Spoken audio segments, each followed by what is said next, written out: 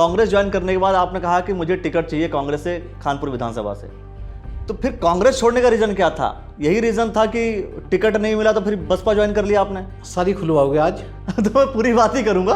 तो ये बहुत खतरनाक पार्टी है कांग्रेस। कांग्रेस खतरनाक पार्टी है। बसपा में रहते हुए आपने आरोप लगाए बीजेपी के जिला पंचायत वर्तमान जो अध्यक्ष हैं उनके ऊपर, भ्रष्टाचार हुआ, आपने खुल करके सारी बातें बोली। अब भ्रष्टाचार खत्म हो गया। किसने कहा? तो मैंने कहा। आपने बीजेपी ज्वाइन कर ली तो मतलब क्या? इसका मतलब क्या है? तो मैं सोच रहा हूँ शायद हो सकता है भ्रष्टाचार खत्म हो गया होगा। आप ऐसा क्यों सोच रहे हैं? हाँ, तो भ्रष्टाचार है। आप ऐसा, अच्छा भ्रष्टाचार ऐसा क्यों सोच रहे हो? मैं कह रहा भ्रष्टाचार है। मैं अगर विपक्ष में हूँ तो मैं अपनी पैनी नजर रखूंगा ना। आपने आरोप लगा दिए कि जांच होनी चाहिए, जांच शुरू हो गई, जांच शुरू होने के बाद फिर आप बीजेपी ज्वाइन कर रहे हैं। तो उससे क्या हो गया? मैं थोड़ा ही जांच कर रहा हूँ। जांच तो जिलाधिकारी को करनी है, जिलाधिकारी तो आज भी हैं, जांच तो वो करेंगे, मैं थोड़ा ही जांच कर रहा हूँ। अब आप पैनी नजर रखेंगे नहीं रखेंगे? कहे पे?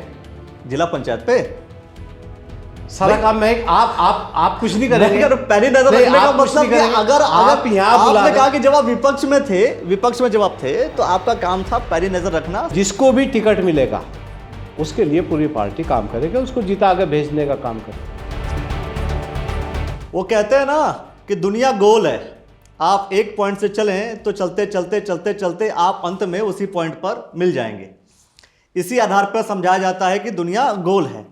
फिलहाल आज हम बात करने वाले हैं राजनीति की, और राजनीति में कुछ ऐसा ही होता है, कई बार कोई कहीं जाता है, कोई कहीं जाता है, लेकिन जब अंत में कोई व्यक्ति बीजेपी से निकले और पूरे पार्टियों में घूमते हुए फिर बीजेपी में आ जाए, उसके लिए भी कहेंगे दुनिया गोल है।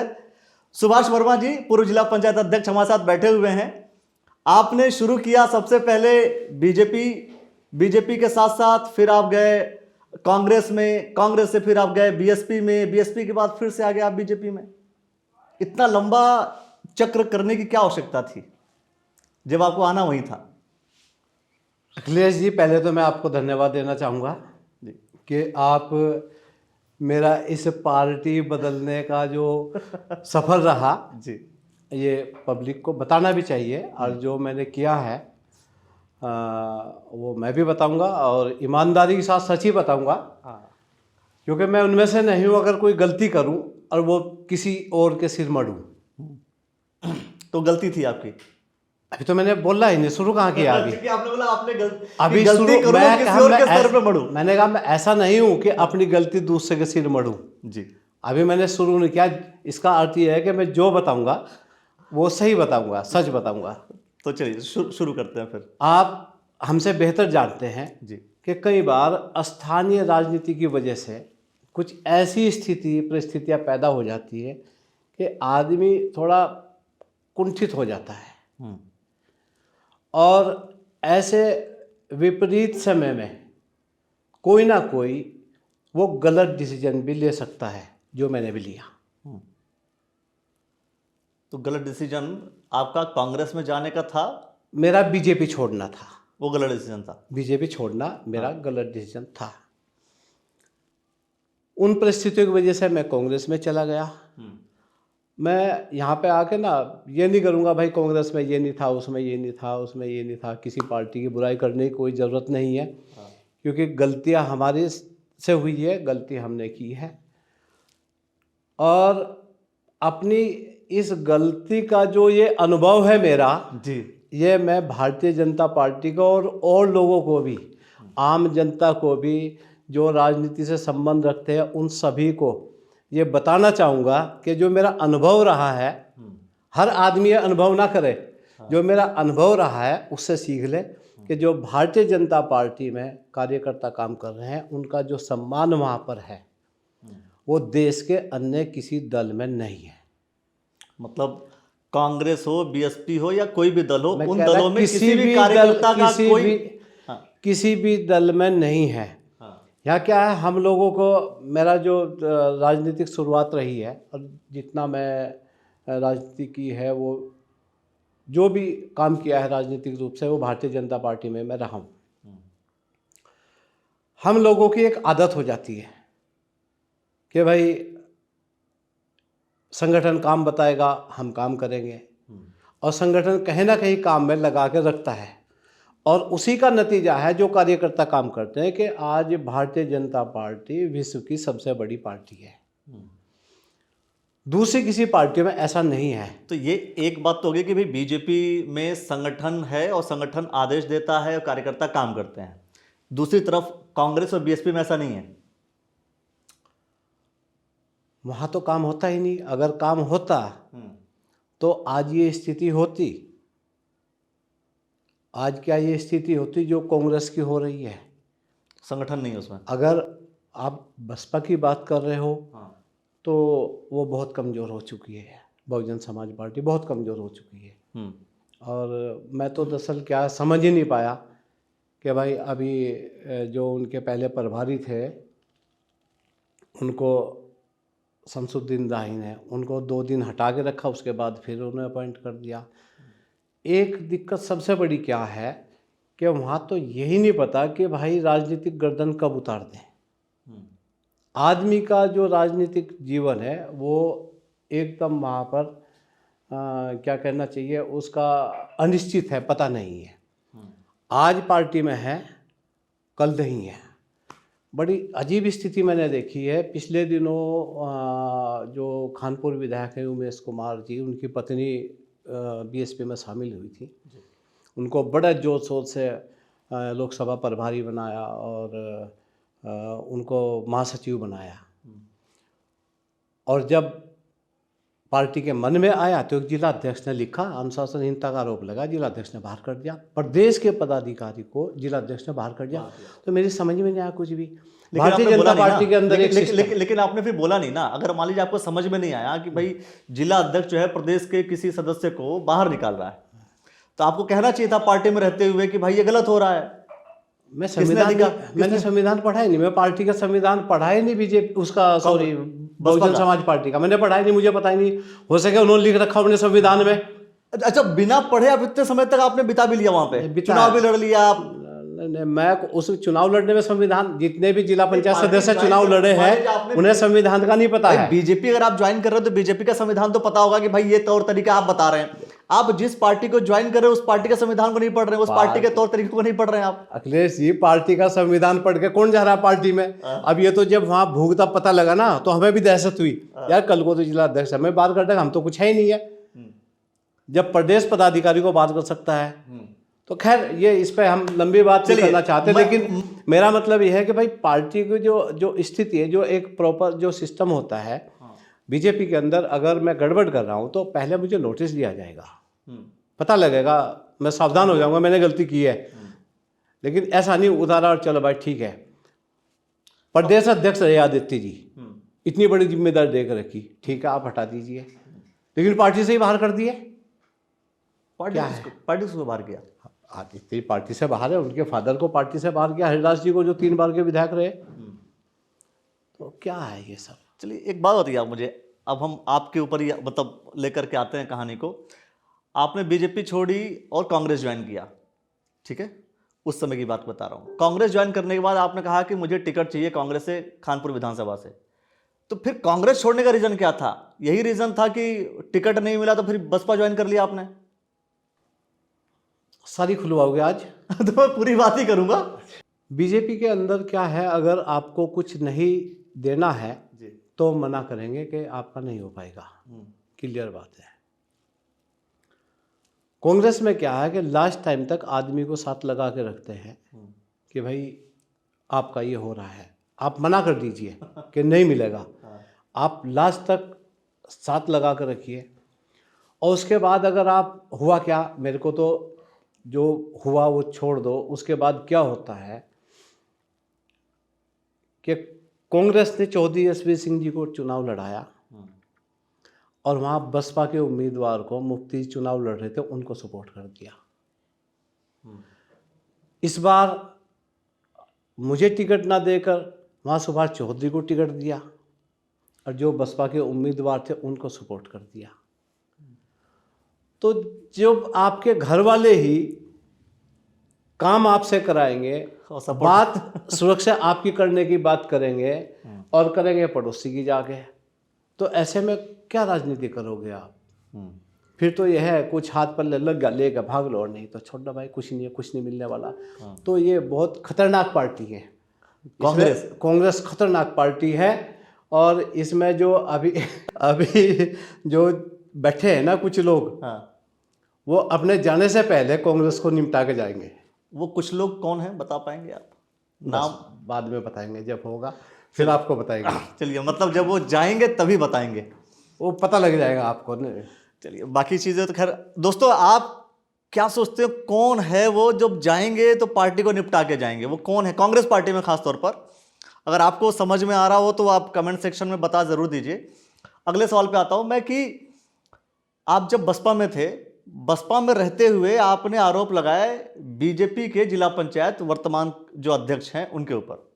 जी। अब आपने आरोप लगाए, अब फिर से आपने भाई सारी कार्रवाई की मांग की, आपने भ्रष्टाचार हुआ, आपने खुल करके सारी बातें बोली। अब भ्रष्टाचार खत्म हो गया। किसने कहा? मैंने कहा। आपने बीजेपी ज्वाइन कर ली तो मतलब इसका क्या? मतलब इसका मतलब क्या है? तो मैं सोच रहा हूँ शायद हो सकता है भ्रष्टाचार खत्म हो गया नहीं, होगा। आप ऐसा क्यों सोच रहे हैं? हाँ, तो भ्रष्टाचार है। आप ऐसा, अच्छा, भ्रष्टाचार आप ऐसा क्यों सोच रहे हो? मैं कह रहा भ्रष्टाचार है। जो उस समय मैं जहां था वहां से मुझको यही करना है। हाँ, ठीक है। मैं अगर विपक्ष में हूं तो मैं अपनी पैनी नजर रखूंगा ना, तभी तो मैं कुछ बोल पाऊंगा। मुझे लगा कि वहाँ कुछ कमियां हैं, उन कमियों को मैंने उठाया, आप लोगों को बुलाया, प्रेस वार्ता भी हुई। ठीक है। उसके बाद सरकार ने जांच के आदेश भी किए। अब जांच करने का काम तो मेरा नहीं है। सरकार ने जांच के आदेश किए हैं। अब वो जांच होगी, उसमें जो होगा वो होगा। मैं भ्रष्टाचार है या नहीं है वो तो अब जांच का विषय हो गया। आपने तो बोला था ना कि भ्रष्टाचार है। मैंने 50-60 करोड़ का आपने जिक्र किया था। उसी जब इतने करोड़ का भ्रष्टाचार है, उस भ्रष्टाचार की जांच आपके हिसाब से भाई जांच हो रही है तो उसी पे तो जांच के आदेश उसी पे तो हुए। हाँ, तो जांच के आदेश हुए ना उस पे। तो जांच के आदेश हुए मतलब करप्शन है ना बीजेपी में। अच्छा, आप बोलिए ना इस मतलब बात को। करप्शन तो आप बीजेपी है एक ना। बात बताइए, आप भाई अपनी जिम्मेदार से कैसे बच सकते हैं? हाँ। आप उठाइए ना इस बात को कि ये मेरे पास प्रूफ है, मैंने दिए थे, जांच कराई जाए इसकी। आपकी जिम्मेदारी नहीं है, मीडिया की तो सबसे ज्यादा जिम्मेदारी है। तो आपने बात की, आपने आरोप लगा दिए, आपने आरोप लगा दिए कि जांच होनी चाहिए, जांच शुरू हो गई। जांच शुरू होने के बाद फिर आप बीजेपी ज्वाइन कर रहे हैं, तो उससे क्या हो गया? मैं थोड़ा ही जांच कर रहा हूँ। जांच तो जिलाधिकारी को करनी है, जिलाधिकारी तो आज भी हैं, जांच तो वो करेंगे, मैं थोड़ा ही जांच कर रहा हूँ। तो मतलब अभी भी करप्शन है, इसका मतलब ये मान लें। करप्शन की बात मैं नहीं कर रहा हूँ, मैं ये कह रहा हूँ कि जांच आई हुई है। क्या है, देखो मुकदमा चलता है, थाना लिख के दे देता है भाई ये दोषी है, कोर्ट तय करता है कि दोषी है या नहीं है। ठीक है। अब मामला आप ये मानिए कोर्ट में है, अब जांच में होगा कि करप्शन है या नहीं है।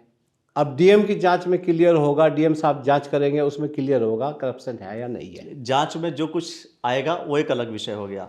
अब आप पैनी नजर रखेंगे नहीं रखेंगे? कहे पे?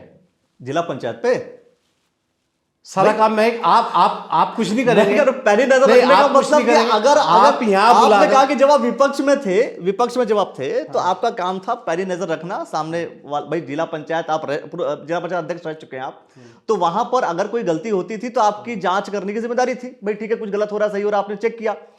विपक्ष में है तो आप भाई क्वेश्चन कर रहे थे कि भाई यहां गलत हो रहा है, यहां गलत हो रहा है। जब आप सत्ता में ही आ गए, है ना, सत्ता दल में आ गए, तो फिर भी आप पहली नजर रखेंगे या नहीं रखेंगे? रखेंगे। हम वो गलत काम अगर कुछ हो रहा होगा भूल चूक में, हम नहीं होने देंगे, हम उनको समझाएंगे भाई आप ऐसा करेंगे। अच्छा, पहले आरोप लगा दे रहे थे, अब जो है बचा लेंगे। ऐसा है, दो अलग अलग है। देखो क्या देखने का फर्क है, पहले हम पक्ष में विपक्ष में थे, अब हम साथ में है।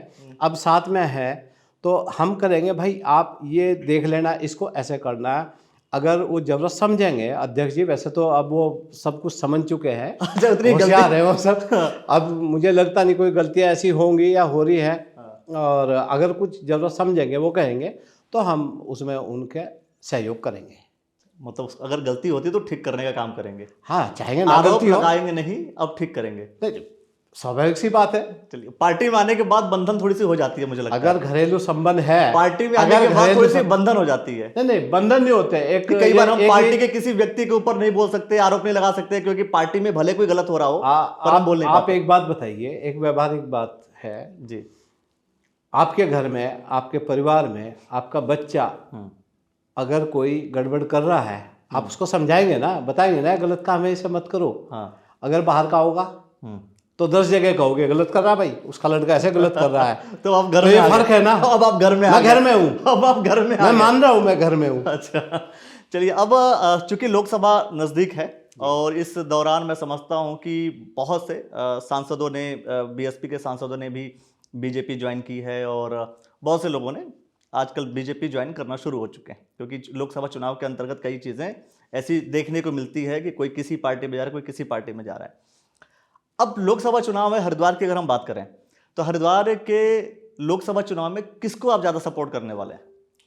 जिसको पार्टी कौन टिकट लगता है देगी। कि टिकट लेगा, चुनाव लड़ेगा? नहीं, लगना क्या है ये? हाँ, ये कोई जुआ थोड़ा ही हो रहा, सट्टा थोड़ा ही खेल देगा इसमें। लगना किसका? लगना नहीं है, पार्टी जिसको टिकट देगी हाँ। उसके लिए सब पूरी पार्टी पूरी तरह बलयोग से आप लगेगी। अपने मैं अंतरात्मा से अलग क्या थोड़ा ही। चाहेंगे कि किसको टिकट हो? अंतरात्मा क्या होती है? नहीं, अंतर अंतरात्मा क्या शुद्ध है? अंतःकरण से शपथ लेते हैं लोग जब भी कोई किसी पद पर जाता है, शुद्ध अंतःकरण से कि भाई इसका निर्वहन करूंगा, उसका निर्वहन करूंगा। तो इसका मतलब ये कि भाई अंतःकरण तो होता है, राजनीति में भी नहीं, मैं अंतःकरण का किसी यूज पद है। पे नहीं जा रहा जो शपथ ले रहा हूं। अंतःकरण ये है कि भारतीय जनता पार्टी का जो प्रत्याशी होगा वो पहले से ज्यादा वोटों से जीतेगा। नहीं, जैसे कोई आपका जो झुकाव है, सभी लोगों ने देखा हुआ है कि त्रिवेंद्र सिंह रावत की तरफ आपका झुकाव है। तो आप चाहेंगे कि भाई त्रिवेंद्र सिंह रावत जी चुनाव लड़े, उनके लिए आप ज़्यादा अच्छे से काम करें, बाकियों के लिए उतना बेहतर तरीके से काम ना करें? नहीं, देखो अखिलेश जी, अगर मेरे चाहने से टिकट मिल रहा है तो मैं अपने लिए चाह दूं। ये भी सही है। अगर मेरे चाहने से मिल रहा है, मेरे चाहने से क्या हो रहा है? हाँ। हाईकमान जिसको टिकट देगा, पार्टी जिसको टिकट दे के भेजेगी, उसके लिए सब लोग लगेंगे, उसके लिए काम करेंगे। सुभाष वर्मा भी उसी के लिए काम करेगा। चलिए ठीक है, अंत में ये बताइए कि आने का जो उद्देश्य है बीजेपी में वो क्या है? मतलब कोई चुनाव लड़ना या कोई टिकट की दावेदारी आपकी रहेगी जो नज़दीकी जितने भी चुनाव हैं? ऐसे अखिलेश जी, अपनी जिंदगी का राजनीतिक रूप से ये अंतिम पड़ाव चल रहा है इस समय। अच्छा। ठीक है। हाँ। तो ये सोचते हैं कि सुकून से ऐसी पार्टी में टाइम कट जाए हाँ। जिसमें मान सम्मान रहे। बस ऐसी कोई इच्छा नहीं है कि अब ये चुनाव जो है, मान लीजिए निकाय के चुनाव होंगे, लोकसभा के होंगे, आगे विधायक के होंगे, तो अब बीजेपी में आ गए हैं तो भाई वो चुनाव लड़ लिया जाए? बीजेपी में कोई व्यक्ति या कार्यकर्ता कोई भी है खुद चुनाव नहीं लड़ता। दावेदारी तो करता है ना? नहीं, दावेदारी तो करता है कि भाई सुनो, बहुत से लोग, चुनाव चल रहा है इस वक्त, दौड़ है, बहुत से लोग हैं जो दावेदारी कर रहे हैं। लोकसभा का चुनाव है। लोकसभा के चुनाव में दावेदारी तो चल रही है ना। कहाँ दावेदारी? किसकी दावेदारी? आप मुझे बताइए किसकी है? नाम तो चलते रहते किसकी हैं, है? कभी इनकी चल रही, किसकी दावेदारी है? आपने तो सुना होगा कभी भाई, स्वामी अतिशानंद जी हैं, संजय गुप्ता जी हैं, त्रिवेंद्र सिंह रावत ने भी कहा था कि दावेदारी है, निशंक जी तो ऑलरेडी हैं ही, और स्वामी यतीन्द्रानंद गिरी जी हैं। तमाम ऐसे लोग हैं बीजेपी में, कांग्रेस में भी हैं, करण मारा है, हरक सिंह रावत हैं, हरीश रावत जी हैं। तो हर पार्टियों में एक दावेदारी होती है कि भाई हम इस चुनाव को लड़ना चाहते हैं। सबको पता है, कोई दावेदारी कर ले, कुछ ही कर ले, पार्टी जिसको टिकट देगी वो सबके लिए काम करेंगे। खाली दावेदारी करने से ये नहीं होता कि आज मैं दावेदारी कर लूँ मेरे को टिकट मिल रहा है। ठीक है, दावेदारी कर लें। मैं तो यतीश्वरानंद जी का कहीं सुना नहीं कि वो कहीं टिकट मांग रहे हैं। उनको टिकट मिल जाएगा कल, उनके लिए पार्टी काम करेगी, मैं भी काम करूँगा, सब लोग काम करेंगे। त्रिवेंद्र जी को मिल जाए उन्हें करेंगे, निशंक जी को मिल रहा है इन्हें मिलेंगे, इनके लिए काम करेंगे। कोई आप कह रहे संजय जी को मिला, जिसको भी टिकट मिलेगा उसके लिए पूरी पार्टी काम करेगी, उसको जिता के भेजने का काम करेगी। चलिए, मैं समझता हूँ कि बहुत सारे सवाल हमने ले लिए। जो सवाल आपके मन में आते होंगे या जो सवाल इस पूरे सिनेरियो में बनते होंगे, सभी सवालों को हमने पूछ लिया। अन्य कोई सवाल अगर आपके मन में है तो वो कमेंट सेक्शन में दे दीजिएगा। अगली बार जब हम बैठेंगे तो उसको लेकर के भी हम सवाल जरूर करेंगे। और आज खुल करके इन्होंने कहा कि सारी बातें मैं खुल करके बोलूँगा, स्वीकार किया हर एक चीज़ को आपने। बिल्कुल, ये अच्छी चीज़ है। इसी वजह से डिबेट लंबा नहीं हुआ, शॉर्ट में ही सिमट गया। आपने जो समय दिया इसके लिए बहुत बहुत धन्यवाद आपका। आपका बहुत बहुत धन्यवाद।